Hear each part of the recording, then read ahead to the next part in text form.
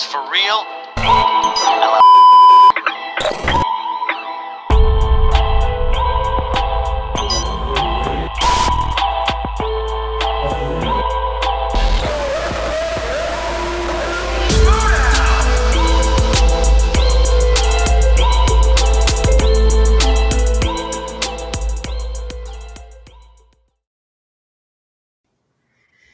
Hello, everyone, and welcome to another edition of Nostalgia Crackdown here on the Let's Get Ready Network. I'm Adelia, that's my buddy Josh. We talk about the movie trivia Schmoedown in retrospect here on this show, and this month we are shining the Schmoedown Spotlight on Miss Movies herself, Brianne Chandler. Josh, how you doing tonight? I'm doing great. We got a great topic. Excited to talk about it, and it's always good to talk Schmoedown, so I'm happy to do it. Yeah. Um, I love Miss Movies. I thought she was a fantastic addition to the Schmoedown when she showed up, and I'm excited to talk about this. So where should we start, Josh? Absolutely. I think first place to start, at least in my head, is to talk a bit generally about Miss Movies and her career because I feel like when we look back on the Schmoedown, weirdly, she's a very easy person to forget just because of how she retired early. She never got any Mm-hmm. of the belts. The main faction she was a part of was the Jay Washington faction called the Misfits, which kind of never really got on its feet. Couldn't string Yeah. together wins, but once you take a deeper look into her career with both singles and teams, and also, of course, we'll get to the free for all.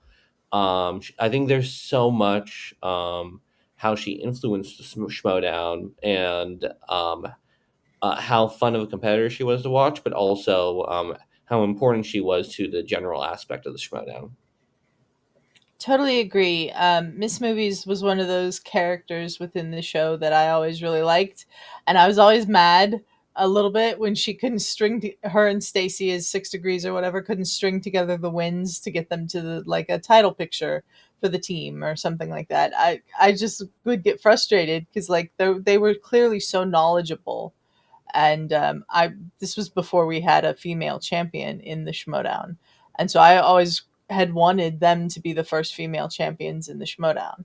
But yeah, Brienne's great, fantastic character. Her entrances are legendary, and I'm excited to talk about this today. So Absolutely. So why don't we start with 6 degrees since you brought them up in her team's record? She actually ends with a 3-5 teams record, which isn't as good as you'd expect because I remember her being really good in teams. 6 degrees went 2-3, winning against the Wagners, losing against Team Trek by TKO, losing against the Wolves of Steel, beating Tough Beats, and then losing to DC Movie News in the Ultimate Showdown of 2017. So, what are your main? Do you have any main specific memories of this team? When you look at that record, and it does look like the opponents they beat weren't as impressive, and the losses were against very impressive opponents. yeah, they came up against some tough teams. I mean, Wolves of Steel were fantastic. Team Trek was really good there for a while. DC Movie News, I mean, Kalinowski and Gertler were clicking there when they first came into the Schmoedown. So those losses, hearing that they lost to them is not really something that is surprising. But I feel like they didn't get enough matches really to get a good rhythm going with the game, because other than those three losses, like you said, they only played two other matches, and that's 5 matches in like the span of a year. That doesn't seem like a lot to me. So I remember their match against the Wangers, and because that was the first time the Wangers were on the show, and everybody's making this big deal about Cobster and RB3. But I loved that the ladies beat them. I mean, I have nothing against the Wangers or anything like that. They just get a little annoying to me. And I always am a person who wanted the women to do well in this show. And then after that, they go up against Team Trek, and like that was a tough one. That was, like you said, a loss by TKO. But I think that you always saw with Brienne and Stacy that they were having fun.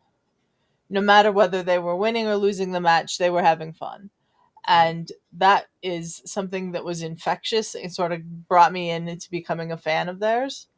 They had some tough opponents. Absolutely. I And think like their ride as a team shows sometimes the flaws of the team's division in general, yeah, where you have to start off strong because if you don't start off super strong, if you go 1-1 and then 2-1 and then 2-2 and so on, it's so difficult to get matches, especially as Schmoedown was getting go. Actually, whole team's division is like you have. There's a lot of really memorable or interesting teams where it's like, oh, if they just got a couple more matches. But the issue is if you can't get a win streak going, and they don't. The Schmoedown doesn't give you a lot of matches unless you get a win streak going, and this team never got the win yeah, streak going. What I'll say is very impressive, I think, is I agree with you. They always looked like they were having fun. And to me, if you're talking about most memorable Schmoedown teams, despite this maybe not having the record of a memorable Schmoedown team, I remember Brianne and Stacy very well. I remember how fun their matches are and how good they work together and how it felt like that they were or I never felt like that there's no way they could ever win a belt. They really felt like they had the potential to win a belt, even if the record and there's no proof of concept yet. Um, and before we get to the next team, I think we should take a little break from teams to go through the singles journey, um, okay. because the next team is very dependent on what happens in singles. Hmm. So going into singles, Brienne's singles debut is a 2017 free for all. That's a loss. She drew to number 30. She then wins against Perry Nemroff, loses against Mike Kaunowski, wins against Clark Wolf, loses against Mike Kaunowski, wins the 2018 free for all, and then loses the 2019 free for all. So again, a very impressive win by being able to beat Clark Wolf. But then again, it's a very much win, lose, win, lose, win, lose, and Yeah, that's kind of what stops. Like if you're asking how Brienne never made it to a belt, it's she just had a very inconsistent career when it comes to like not being able to string a couple wins together back to back. yeah. And I remember her matches against Mike Kalinowski. That's when they were doing the whole Wonder Bread thing, and he was in Puddin' and all of that stuff to do with the Harley and Joker stuff from Suicide Squad. Um, that was all very entertaining to me. Like, Absolutely. I think it's one of the um, most memorable early rivalries, despite it being so yeah, one-sided. Like, other than maybe Roka Merle, I'm trying to think if there's any other early rivalries that bring up how fun and entertaining the Kaunowski versus Brienne were, and they were both really new competitors when they started this rivalry. they were, and the the thing that sort of happens in the Schmoedown sometimes is they'll start a storyline and then stop it. So we did have that one scene where Brienne got in the car with Mike and they drove off, and then nothing ever came of it again. So that kind of annoyed me at the time because I really wanted to see where this whole thing was going. Um, but yeah, Brienne never putting like back to back wins together, I think really hurt her getting matches. And I think it didn't show how good of a player that she was because like inconsistent results sometimes make people think, well, they must be a very, so player. I think she was an excellent player, and I think that's proven with her free for all win. That you can throw questions at her, no category, anything like that. She had very good general knowledge of film. You don't win the free for all if you don't have very good general knowledge of film. I mean, look at the only other people who's ever won the free-for-all, which is, I think, Yeah, Sam Levine and Dan Merle. And yeah. Bibiani, of course, didn't win, but got so close. Like the people who do well in the free for all have to know their movie trivia, and Brienne definitely had the knowledge to back up her game. And I want to also quickly mention before we get deep into the free for all is what really made Brienne so great was her entrances and how great the entrances was. And I think a lot of players who became huge, like who spend a lot of time into having great entrances, a lot of them will, I think, will credit Brienne for starting it up and having great entrances. I remember my personal favorite. I think she did the Kill Bill one. That that Hmm. that one was my personal favorite. Do you have a personal favorite entrance that you remember, Adelia? The Kill Bill one was really great. Didn't she do like a Buffy one Oh or yeah, one in the cheerleader outfit? That was good. just like she had so many that it's hard to pick a favorite one. And she was sort of like the queen of the entrances when it started getting elaborate there during that time period in the Schmoedown. Because before that, it was like they'd put on the music, somebody'd walk out, and then like she came in and started doing these great entrances, and Bibbs started doing great entrances, and it sort of became a thing after that. I feel like she's really one of the ones that kick-started that portion of the Schmoedown. Absolutely, and you can make the argument that like just doing that alone had a huge impact on the Schmoedown in the future and future seasons. That like being able to get the ball rolling in that way was so important, and like being one of like you can definitely say that she's one of the goats of entrances if we're talking about pure entertainment Yeah, of the entrances, and that's hard to do. absolutely. All right. So now let's talk about the free for all. She's able to win the free for all. I believe this is the free for all where it is X 4XX, or is that the one before it? Um, It I might be don't the one remember before if it it was. actually. It might be the one before it. I'm trying to look it up now. Um, because But Mark Andrico was in that one. I don't think that was. I think that was the year before. got But it. there was also she eliminated some pretty impressive people in this. Absolutely. Let's see. Do you have a list of the people she eliminates, or should I get that up? Um, let's I see. got it. I Okay.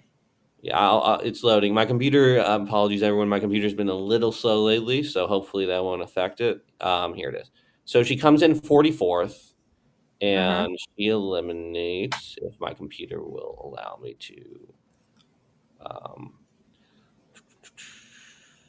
all right, come Let's on, see. I've computer. got Jared Haven was one of the people she eliminated. Yeah, Andrew Guy, Greg Alba, Wendy Lee, um, Bibiani was in there somewhere. She eliminated him. yes, Um, like no, not slouches when it came to the Schmoedown.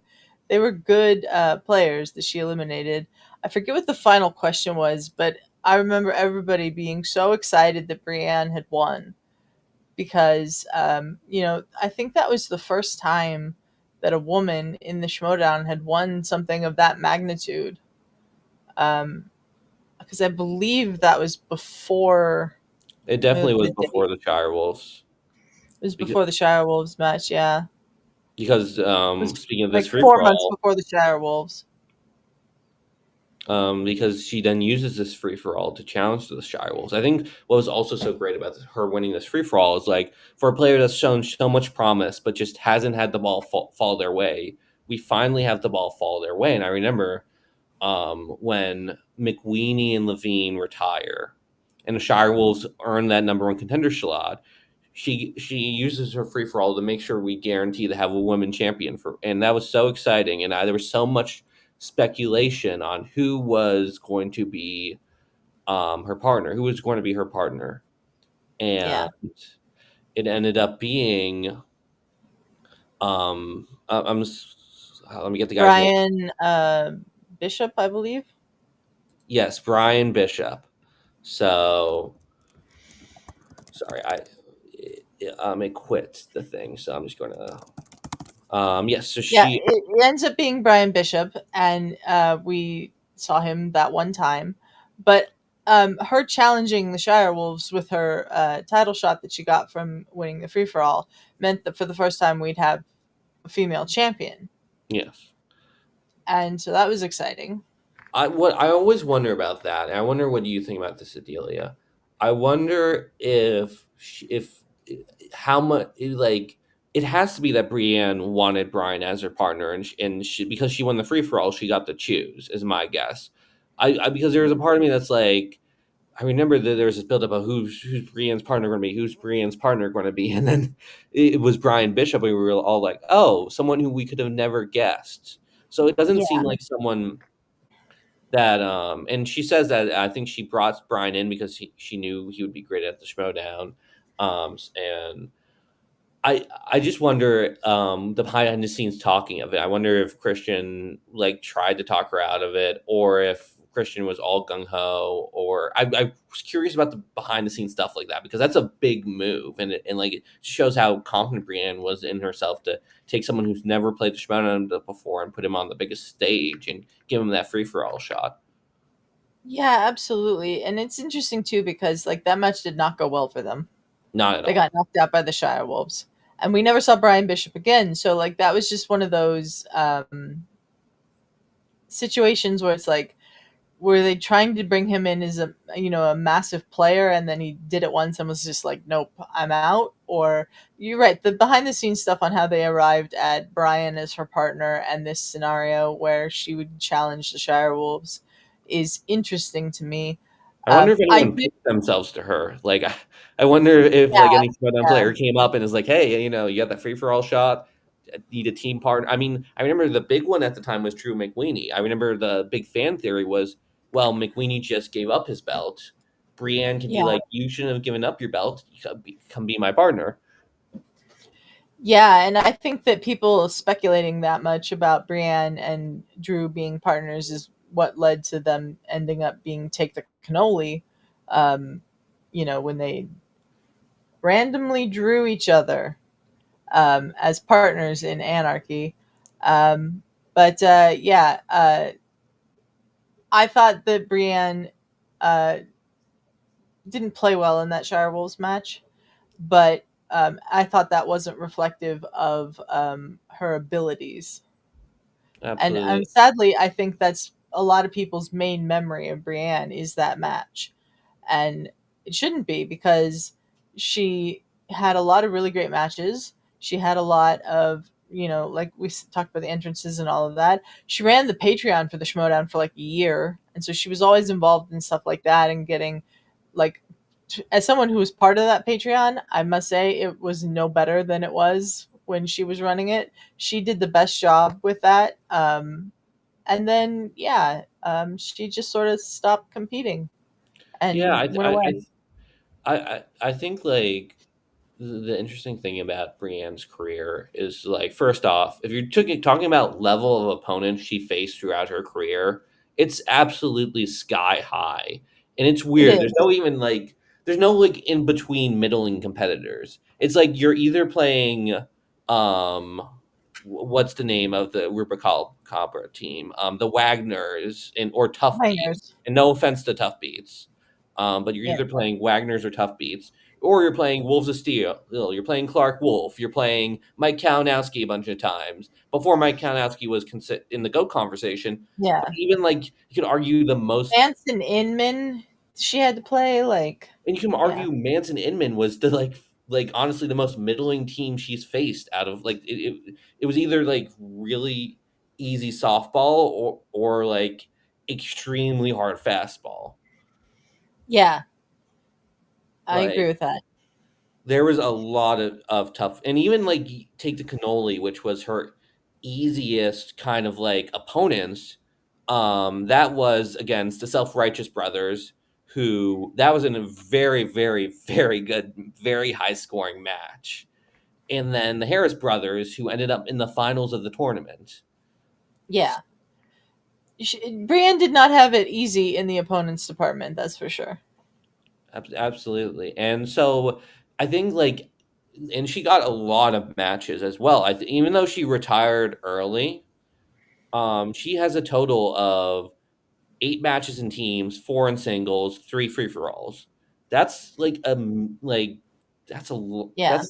that's no that apologies for for the word bubble there, but that's a decent amount of matches to play, especially for Hmm. someone who only played for a year and a half or 2 years, I believe. I believe Yeah. it's She 16 to 8. played some. She played, I believe, in 5 exhibition matches as well. The Celebrity Glow celebrity match. Mhm. She had Team Misfits going up against Clark's Team Classy, and then she played in the holiday movies exhibition, the Disney and Pixar exhibition. She was in a Who's in the Studio match, which I thought always those were always fun because she got interesting combination of people on the there, and she was in the romantic comedies exhibition match as well, which she didn't win any of those, but it showed that she was still willing to play even after she retired. Yeah, I Because a think lot of those were after she retired. absolutely. I think like the history of Schmoedown goes so much differently without her. Just because, first off, someone else wins the free for all. That's a huge domino effect. The entrance probably Yeah. would have been less fun without Brianne Chandler, which we would have all missed out a lot. And like we got a lot of great matches from her. Like there were very few matches that felt like blowouts. Sadly, those are the most memorable, especially the sick in the head one. The sick in the head one is I think overshadows a lot of like the great and fun moments of Brienne's career. And because it was so tough for her to get that string of wins, she never got a lot of title shots or title contentions. I also think it didn't help that the Misfits as a faction for the most part were very forgettable. Like I do Yeah. not remember much or any of the storylines. I remember Jay being in it. I remember Stacy and Brienne. I think Janine And was at one Janine. point. Yeah. I remember like the end of that faction was sort of like Jay was trying to get Stacy and Janine a title shot or something, and so whoever was the commissioner at the time, I think it was Thad, was like, "Yeah, they have to face each other," and like it was just all very convoluted at the end, and like I don't remember much of anything they were truly involved with. Like the only real storyline aspect I remember with Brienne was the Mike Kalinowski thing, and like I said, they that just kind of went away. And I think that was just timing because To I it. think that happened literally as soon as Brienne says, "I'm taking a step away from the showdown." I Yeah, think I think like it so. was just the timing of it. But I wonder, like, I do partially wonder, like, what was Brienne's career would have looked like if she was a part of the Lion's Den instead of the Misfits to start off, or like a faction that just had more success and more going on around it, or more storyline juice. Yeah. And not to say that Jay Washington was a bad manager or Oh yeah, anything like that, absolutely but I not. do wonder what she would be like if she had a manager like a Finstock, or if she'd been playing in the faction era and she had someone like Shannon as her manager. I think it would have been different. She played a lot, we should also say, during the era of the Schmoedown where you didn't study as much. Yes, And I just wonder how much, if she was, fully prepared and studying and things like during the faction era, how much more her results would have improved just from the simple fact that like everybody in that time period was helping each other out and trying to make the game better and competition better. Um, just sometimes just a refresher on a movie is all you need to remember things about it that you'd forgotten. And I do wonder. I mean, Brienne's a mom. She has kids. She has a life outside of the Schmoedown that she probably didn't want to put all that time into it because she probably didn't have the time to put into the studying and all of that. Might be one of the reasons why she stepped away is because it was starting to go down that path. I mean, I think she stepped away right around the time that Bateman and Guy showed up and Bateman started doing all the studying and all of that that transformed the game.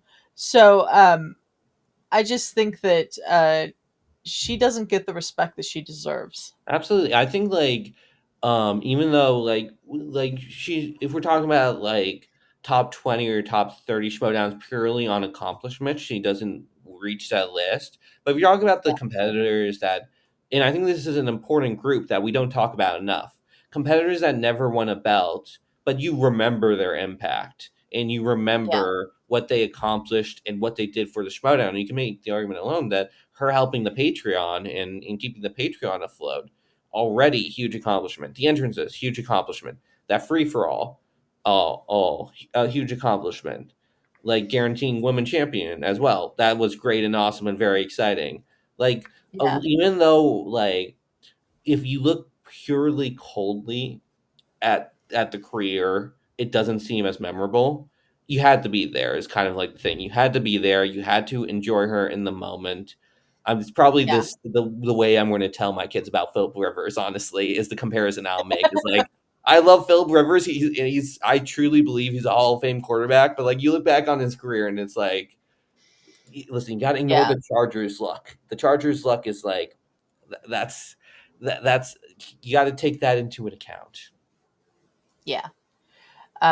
Brienne, the only woman to win the free for all as well, is like a massive accomplishment that like I think people don't recognize or remember. I mean, you think about women in the Schmoedown. Brienne's not the first name that comes to mind, but she's one of the pioneers of women being successful in the Schmoedown, and she deserves to have more respect put on her name for that. Absolutely. Um, and is there anything else you would like to close on with this, Adelia?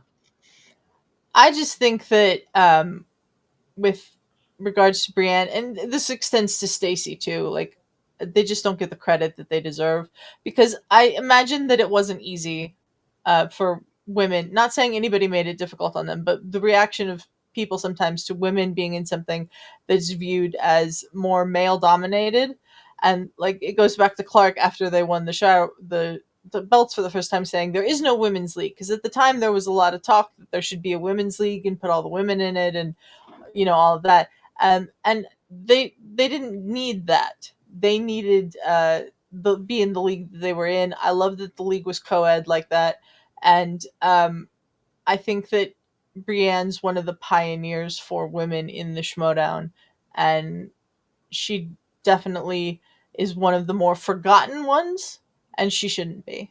Absolutely. I mean, if we were to ever do a list of most important slash most influential people to Schmoedown, regardless of their record and their like belt accomplishments, Brienne is Yeah, definitely up there.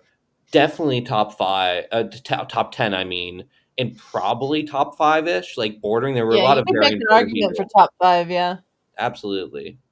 So it's definitely one of those, like, I remember when we were talking about this series, this was definitely a person I wanted to highlight and to give her flowers for all the accomplishments and how important she was to the Schmoedown. Because when as I started this episode, if you look at it really from a cold lens of like, oh well, she never won a belt and like she never had a big win streak, and her biggest rivalry was with Mike Kalinowski, and she never beat Mike Kalinowski in a match.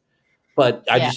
one of those ones where you just had to be there and you had to know that, like, oh, when you were there, she was awesome. She was so fun to watch. Her entrances like were so important, and like again, she was one of the most promising women competitors. And I'll echo everything you said. Her winning the free for all was absolutely huge. And Hmm. like, uh, again, I probably can't say it as good as you can. So, but like, it truly was so important in so many ways, and it was such a fun career to be able to watch the entire spectrum from beginning to end.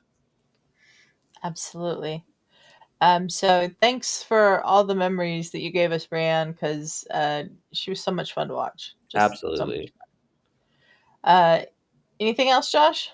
I think that's it. This was a bit of a shorter episode, admittedly, but like we need a little. We can't all do 15-minute episodes, and so thank you all for listening. Let us know in the comments if you have any ideas for episodes. If you want us to cover a certain topic within the Schmoedown, like, comment, and subscribe. And thank you so much. I really appreciate the audience we have and being able to hear us and talk about this. Yeah, and while you're in the comments section below, go ahead and leave us your favorite Brianne Chandler memories from the Schmoedown. We'd love to hear with another episode. Until then, we are out of here. Bye, guys. It's for real.